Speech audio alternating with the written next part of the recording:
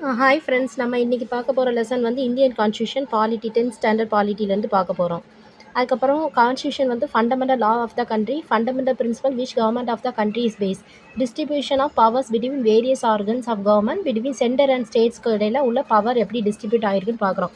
அப்புறம் concept of constitution வந்து எங்கேருந்து வாங்குறோம்னா யூஎஸ்ஏலேருந்து வாங்குகிறோம்.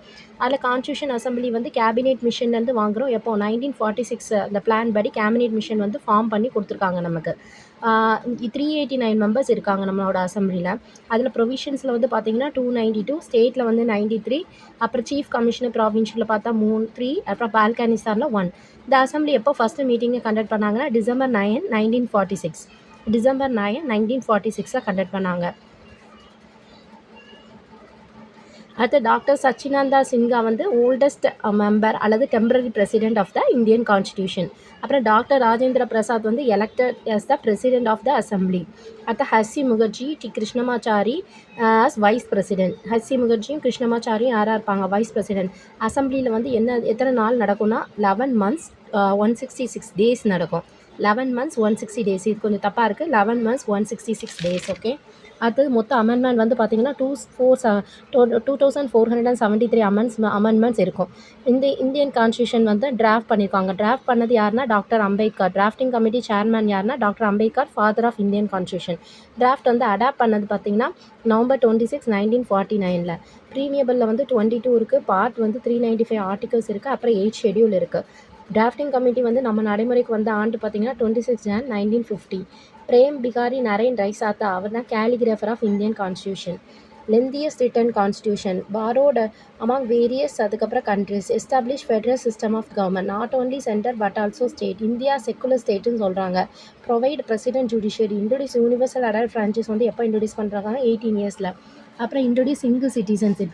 ப்ரொவைட் ப்ரொவிஷன்ஸ் அப்புறம் மைனாரிட்டிஸ் டு SC ST. அடுத்த ப்ரீமியபிள்னா ஐடியாஸ், ஆப்ஜெக்டிவ், அதுக்கப்புறம் வேரியஸ் பிரின்சிபல்ஸ் ஆஃப் கான்ஸ்டியூஷன் பற்றி சொல்கிறது தான் ப்ரீமியபிள் சொல்கிறாங்க. Summary or essence of the constitution அல்லது கீ ஆஃப் த கான்ஸ்டியூஷன் சொல்கிறாங்க. ப்ரீமியபிளில் வந்து அப்ஜெக்டிவ் ரிசொல்யூஷன் டிராஃப்டட் பை யாருன்னா Jawaharlal Nehru. Adopted by constitution assembly வந்து Jan 26, அதுக்கப்புறம் 1947. இது வந்து ஒரே ஒரு தடவை அமெண்ட் பண்ணியிருக்காங்க. எப்போனா 42nd amendment act of 1976. Social secular integrity. இதில் என்னெல்லாம் இருக்குன்னா sovereign, socialist, secular, democratic, republic இதெல்லாம் இருக்குது. அப்புறம் சோஷியல், எக்கனாமிக், பொலிட்டிக்கல் ஜஸ்டிஸ் எங்கே இருந்திருக்குன்னா ரீபப்ளிக்கில். Liberty of thought, expression of belief, faith etcetera. Equal opportunity to all, fraternity among Indian. அது liberty, equality, integrity. French revolution வந்த ஆண்டு 1789. Citizenship act. சிட்டிசன்ஷிப் ஆக்ட் வந்து பார்ட் 2 ஆஃப் த கான்ஸ்டியூஷன்லேருந்து வருது. Single citizenship தான் நமக்கு ப்ரொவைட் பண்ணுறோம். சிட்டிசன்ஷிப் ஆஃப் 1955 படி 8 times இதை அமெண்ட்மெண்ட் பண்ணியிருக்காங்க. 5 வழியில் கெயின் பண்ணலாம், 3 வழியில் லூஸ் பண்ணலாம். 5 வழியில் எப்படின்னா birth, descent, registration, naturalisation, incorporation of territory. First birth. Person வந்து 26 January 1950 பிறந்திருக்கணும், இல்லை அதுக்கப்புறம் பிறந்திருக்கணும். டெசன், அப்பா அம்மா வந்து இந்தியன் சிட்டிசன்ஷிப்பாக இருந்திருக்கணும். அடுத்த ரெஜிஸ்ட்ரேஷன், அப்ராப்ரியேட் அத்தாரிட்டி கூட ரெஜிஸ்ட்ரேஷன் பண்ணிக்கணும். நேச்சுரலிஸ்ட், ஃபாரினர்ஸாக இருந்தால் அவங்க நம்ம நேச்சுரலாக அவங்க கவர்மெண்ட் ஆஃப் இந்தியாவுக்கு அப்ரூவ் பண்ணி வாங்கியிருக்கணும். அப்புறம் இன்கார்பரேஷன் ஆஃப் டெரிட்டரினா இந்தியாவுக்கு எல்லைக்குள்ளேயோ இந்தியாவுக்கு உட்பட்ட எல்லையில் பிறந்திருக்கணும். அப்புறம் லாஸ் ஆஃப் சிட்டிசன்ஷிப் வந்து 3 வகையில். Voluntary renounce by citizen, acquired citizenship of any country.